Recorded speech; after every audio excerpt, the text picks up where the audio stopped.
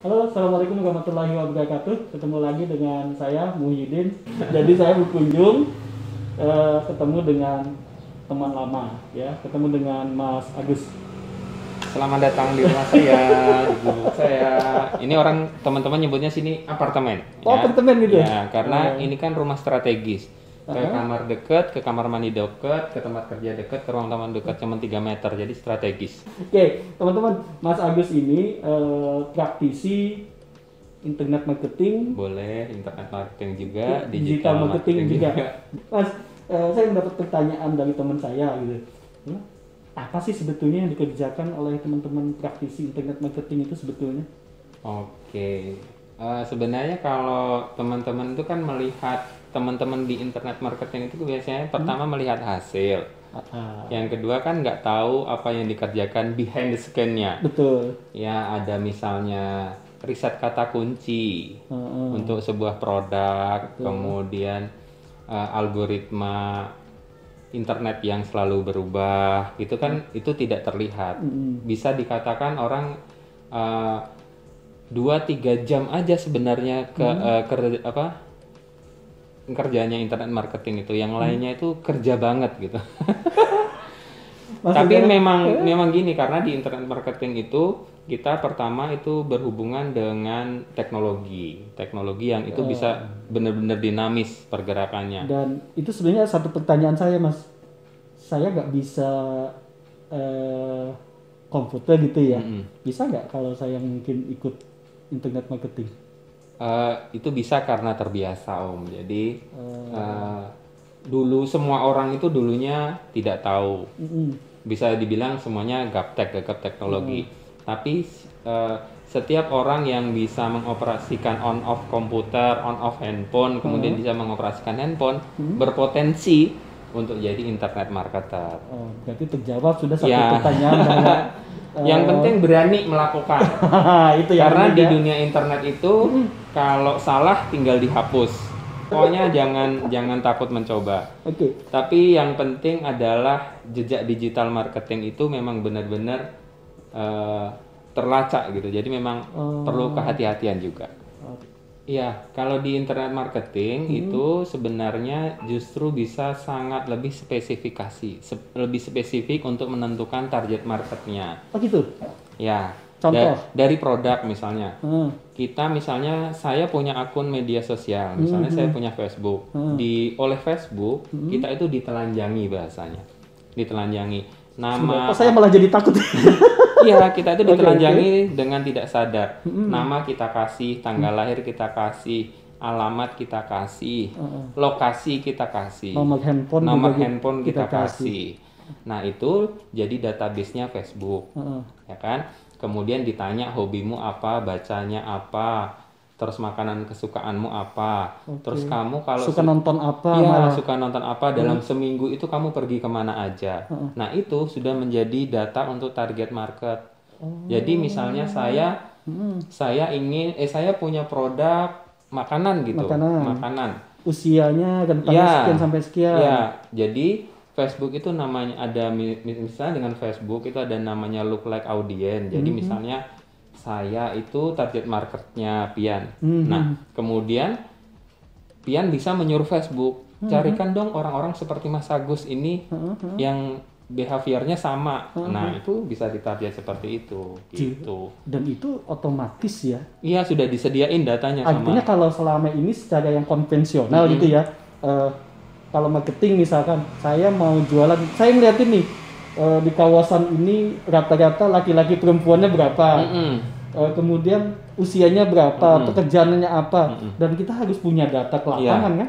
Tapi dengan Facebook tadi contohnya itu udah. Iya, jadi saya ini kan pendatang di Banjarbaru tahun 2006 datang ke Banjarbaru, jadi pokoknya kerja apa aja gitu ya, dari potong rumput sampai Palu semuanya lah gada, ya. apa lu mau gua Palu ada. gada, apa lu mau gua ada.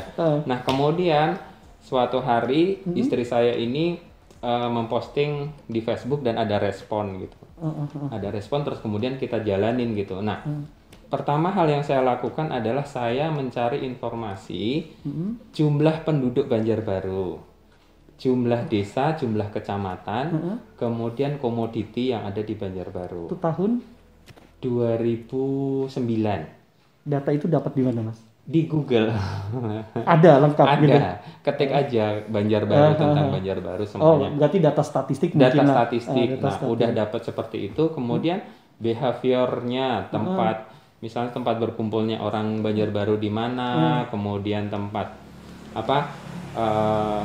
apa namanya tempat kuliner yang di mana, siapa yang suka usaha, semuanya ada di situ. Nah, dari situ kami ketemu satu orang. Nah, dari satu orang itu kita kerjasama, kita dikenalin ke banyak orang. Dari orang yang tidak kita kenal, kita ketemu di Facebook, kemudian kita dikenalin semua sampai akhirnya kita punya cabang di Plehari, kita punya cabang di Paringin, kita punya cabang di Sungai Danau. Itu ya dari satu orang yang kita temukan di Facebook itu. Jadi awalnya cuma begitu doang. Iya, memanfaatkan itu. Jadi waktu itu belum berani mengatakan sebagai internet marketing waktu itu, atau belum tahu malah. Ini Nggak disebut tahu, sebagai- pokoknya saya melakukan itu gitu. Caranya seperti itu. Nah, kemudian dari situ tertarik bergabung dengan komunitas. Ya, belajar Banyak terus. belajar. Ada workshop ikut, ada pertemuan ikut gitu. Pokoknya di mana ada kesempatan ikut. Ya. Paling jauh pernah ikut pelatihan yang di mana, Mas Andi? Kalau untuk internet marketing khusus untuk Instagram itu di Kuala Lumpur sama Penang. Kalau Sejauh itu? ya, dan itu hanya membahas Instagram saja. Dan itu biaya sendiri, akomodasi sendiri. Mandiri gitu ya, mandiri. Iya. Jadi datang ke Malaysia Mm-mm. hanya untuk belajar Instagram. Instagram waktu itu Instagram dan sosial media sama Facebook. Sama Facebook sedikit. oke. Ya. Ada sedikit dijelaskan Ada ya. sedikit. Berapa lama itu, Mas? Kalau di KL itu 3 hari, kemudian kalau di Penang itu 4 hari. Itu dia belajar mengenali behaviornya pengguna Instagram atau apa? Itu lebih kepada mekanisme ya, maksudnya kayak gini. Ternyata kalau kita mau terjun ke dunia digital marketing atau internet marketing itu yang perlu disiapkan adalah pertama adalah mentalnya dulu. Mentalnya bukan saya harus punya gadget. gadget kemudian pendukung itu nanti. Itu bisa diatur lah. Maksudnya kayak gini. Gadget sesimpel apapun gadget, semurah apapun, misalnya apa ya, handphone bahasanya handphone Cina lah ya, itu udah bisa. Yang penting kita sikapnya dulu, attitude kita, sama mental kita itu Karena saya pikir gini, Mas, saya mau ikut internet marketing, saya mesti minimal handphone saya harus ini gitu loh. Tapi di sana justru mentalnya dulu yang Iya, disiapkan. mentalnya hampir 1 hari pertama itu justru tidak pegang handphone, tidak pegang gadget. Loh, katanya pelatihan. Iya itu katanya, makanya yang kita yang dari Indonesia ini, aduh sampai pusing malamnya ini, pusing banget mau muntah. Kok gini ya cara belajar internet marketingnya kayak gitu. Sementara ekspektasi kita di situ Iya. mestinya megang laptop Iya. atau megang Selama gadget. jadi begitu masuk itu langsung dijelasin bagaimana beriklan, bagaimana struktur iklan, bagaimana kan maunya kita seperti itu. Karena mohon maaf, saya juga orang Indonesia, itu berpikirnya di atas instan. Makanya banyak teman-teman yang terjun di dunia digital marketing yang hanya ikut-ikutan itu sangat sedikit yang bertahan. Yang sabar, konsisten. Artinya ya kalau kita mengatakan hutan rimba tadi, siapa yang bisa survive gitu ya. Ya. Dan salah satu ketika kita jauh-jauh datang ke KL gitu ya, ternyata justru nggak megang gadget dan itu Iya. soal mental kita ya. Bener-bener mental. Karena gini, kalau misalnya kita mungkin teman-teman juga udah ngerasain deh, dapat satu ilmu itu kita akan makin haus. Nah, makin haus itu pelepas dahaganya itu macam-macam. Dari yang air kelapa sampai yang bersoda sampai yang mungkin yang memabukkan. Iya Itu. betul.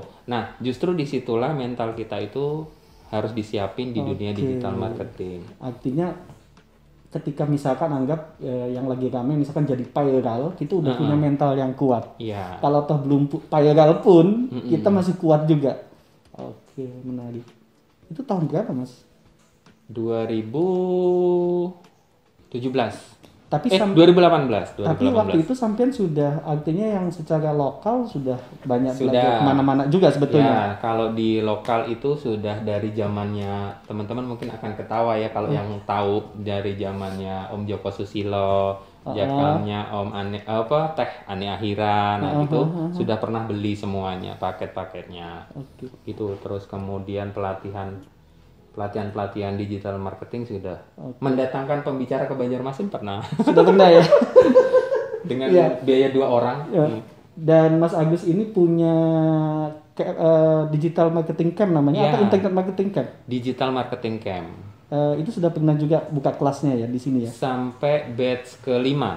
Itu apa sih yang diajarin, Mas? Yang diajarin itu pertama adalah mindset pola pikir untuk masuk ke dunia digital. Kemudian setelah mindset baru ke teknis. Teknis itu berapa lama campnya? Kalau campnya cuma sehari.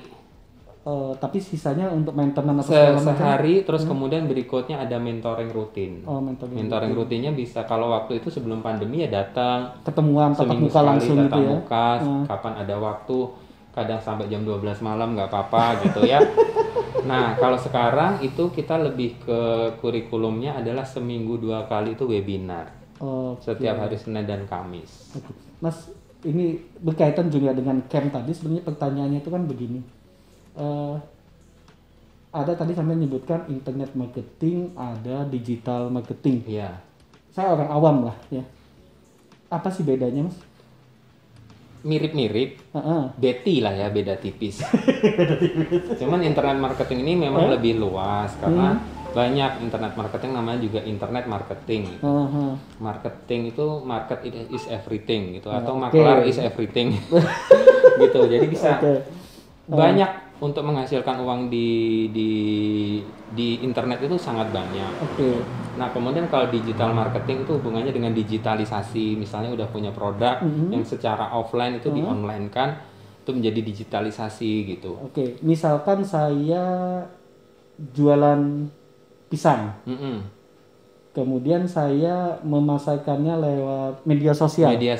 Itu masuk internet marketing atau digital marketing? Itu persepsi yang pertama. Persepsi orang awam gitu. Nah, tapi kalau secara